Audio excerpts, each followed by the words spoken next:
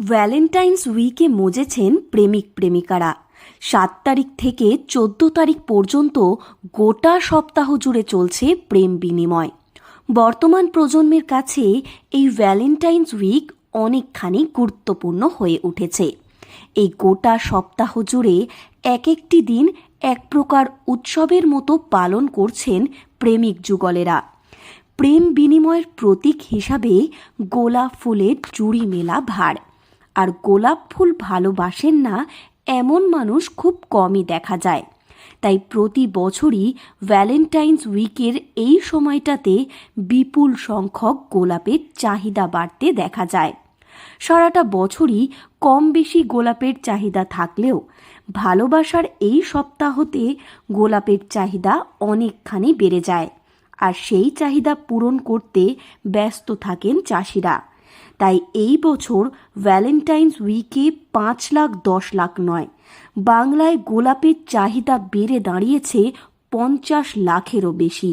আর সেই চাহিদা মেটাতে ভ্যালেন্টাইন্স উইকে বেঙ্গালুরু থেকে বিমানে আসছে ডাচ গোলাপ, এমনটাই জানা গিয়েছে।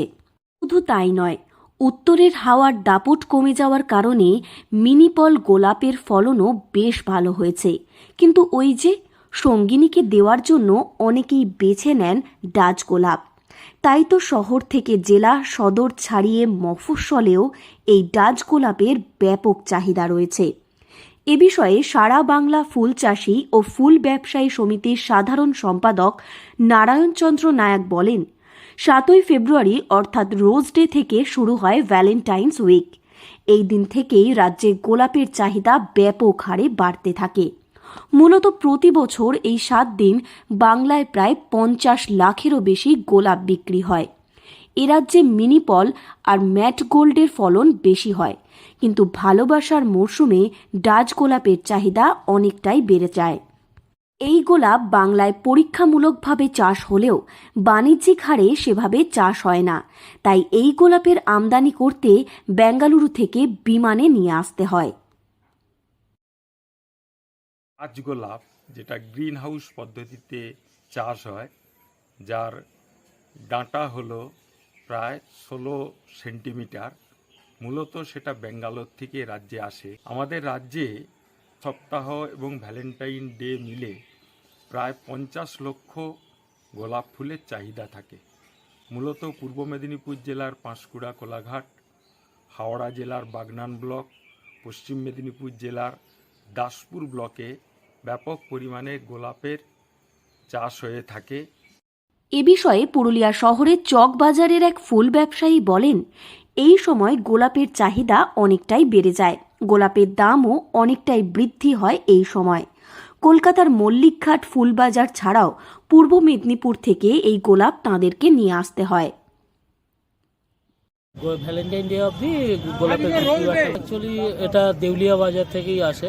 দেউলিয়া বাজার, কোলাঘাট, তারপরে আপনার ব্যাঙ্গালোর ডাচ গোলাপ আছে। আর এমনি ব্যাঙ্গালোরের একটা ক্রস হয়, সেটাও বিক্রি হচ্ছে। গোলাপটা অ্যাকচুয়ালি ব্যাঙ্গালোর থেকে মানে বেসিক্যালি ব্যাঙ্গালোরই হয়। ওটা অ্যাকচুয়ালি লোকাল এতে হয় না। আর ওটা হচ্ছে যে বিনিপলটা যদি 3 দিন স্টে করে, ডাচ গোলাপটা আপনার 20 দিন 25 দিন অবধি স্টে করে আসে। বিমানটা বেশি আসে, কারণ ওতে মানে কী হয়, বরফ দিয়ে প্যাকেজিং করতে তুরন্ত মালটা চলে আসতে পারে। গোলাপ ফুল ছাড়া এক প্রকার অসম্পূর্ণ এই প্রেমের সপ্তাহ।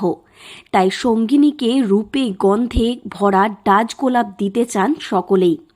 এই ডাচ গোলাপের ডাঁটা একেবারেই কাঁটাবিহীন, 16 সেন্টিমিটার লম্বা হয়। জলের মধ্যে ডুবিয়ে রাখলে প্রায় 20 দিন পর্যন্ত থাকে এই গোলাপ। আসলে এই ফুল গ্রিন হাউস পদ্ধতিতে চাষ হয়।